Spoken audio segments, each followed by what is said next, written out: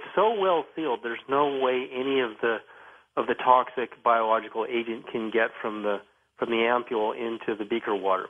And the researcher sees it there, and she takes it out. And this actually happened in Germany in the 1960s. And they test the water that was in the beaker, and it tested healthy and ordinary. So they fed the water to lab rats. The lab rats all died. Oh my! Now what that means is that it's the information. Remember, through action at a distance, went beyond the seal in this ampule into the ordinary water and gave it a new set of instructions, which is to kill. So that's how powerful this can be, and there's actually many cases documented very similar to that. So on the positive end, holy water, I mean, you really get an appreciation for the power of holy water and why in all of the world religions, including the native Indians, there are these rituals around water. And also for the ancient mystic Jews, there was the rituals of bathing and cleansing the body before prayer. And there is a profound meaning to that the Spirit of God or the spiritual force can bestow itself on the waters. But now in the healing arena, it's really, in fact, I gave The Sound of the Sun to Len Horowitz, who's been on your show many times. Mm-hmm. And he was so astounded by studying the frequencies in the sound of the sun, he compared it to known frequencies that are known to heal the body, that are actually known to be healing resonant frequencies, and he quoted many of them in this, and he's actually including it in his new paper.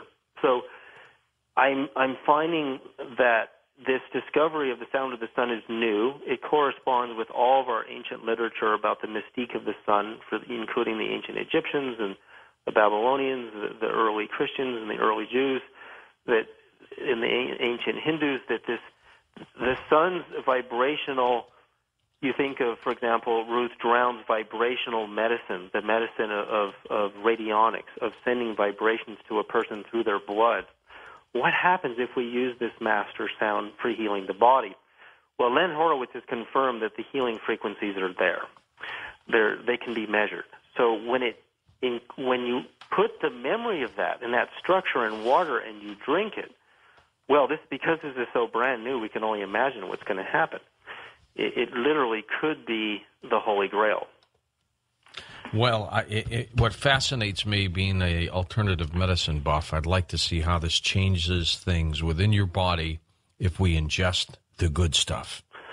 Yeah, and how long it holds also is also a question to be answered. I mean, that is something I know from talking to naturopathic doctors who are using and studying, restructured water. If we buy restructured water and it's in a plastic bottle and it travels around in trucks and, it gets to us with all this added information, it's probably not the same thing anymore.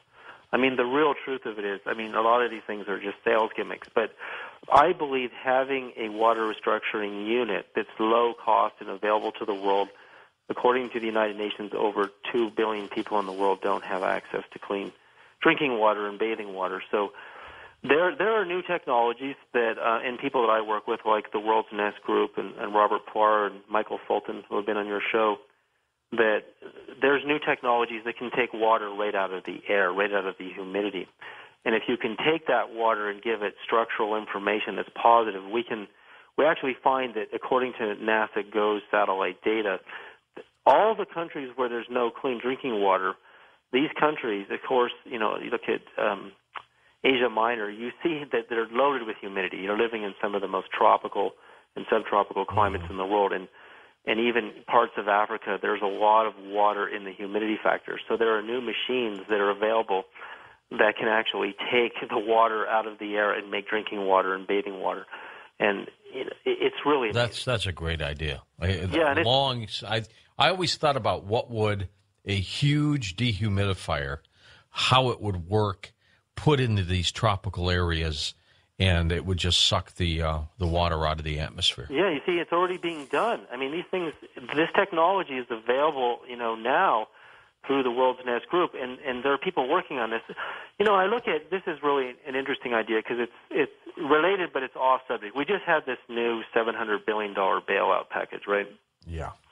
What would happen if we put $50 billion into the companies that are building new electric cars so that they could build hundreds of thousands of them? What would happen if we gave $1 billion to, this new technology that's emerging that can pull water right out of the humidity, and we could supply water to all the villages in Africa and India? Gee, David, that seems too logical. I know, but exactly. But what's amazing about it is, I believe one of the reasons a lot of those Wall Street companies and banks failed is they loaned money to business models that are from the old world that aren't going to survive the next generation of human life. And if some of these institutions would start giving money and research and development into these new ideas, you would see a positive economy, a positive cash flow.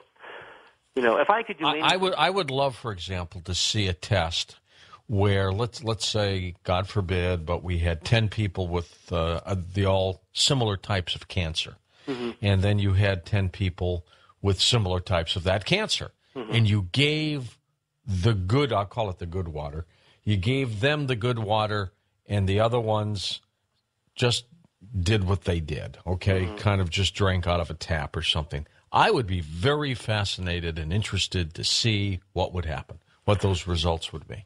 Oh, I would too. I think I'll run that idea by the researchers. I think it's a great experiment.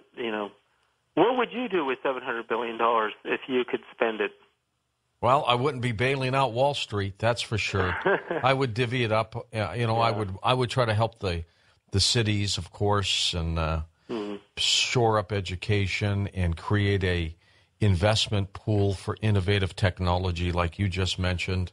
We were talking about if people could look at this through a microscope, and you said they have to flash freeze it real quick. So I don't think everybody's got that capability, right? No, not everybody has the capability, but what it shows us is that, you see, when a waveform propagates, whether it's consciousness or whether it's a sound wave or informational wave, water is so sensitive, it vibrates in the pattern and structure. So when you freeze it instantaneously, it's like you're capturing a photograph in a brief moment in time and what that information actually looks like.